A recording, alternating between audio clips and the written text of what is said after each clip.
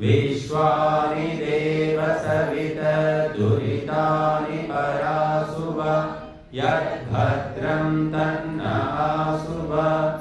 ॐ हिरण्यगर्भ समवर्तताग्रे भूतस्य जातपतिरेकासि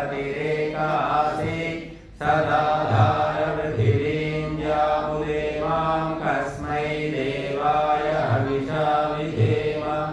ॐ यात्मदा वरदा यस्य विश्व उपासते प्रशिशं यस्य देवाः यस्य छायामृतं यस्य मृत्युः कस्मै देवाय हविषा विधेम ॐ यः प्राणतो निमिषतो महित्वैकैर्राजा जगतो बभूव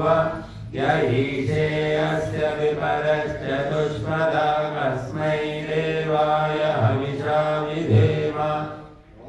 ॐ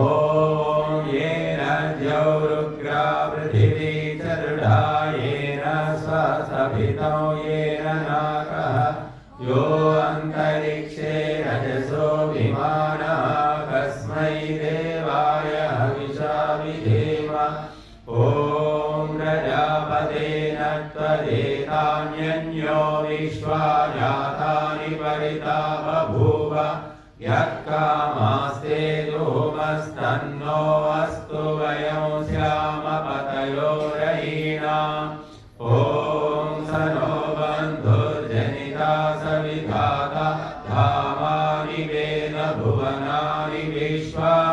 यत्र देवामृतमानशानास्मृतीये धामन्नद्धीरयन्त ॐ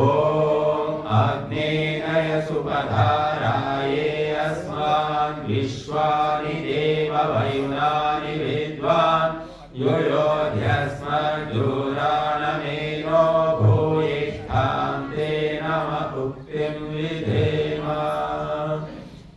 स्तुति प्रार्थना उपासना मंत्राः।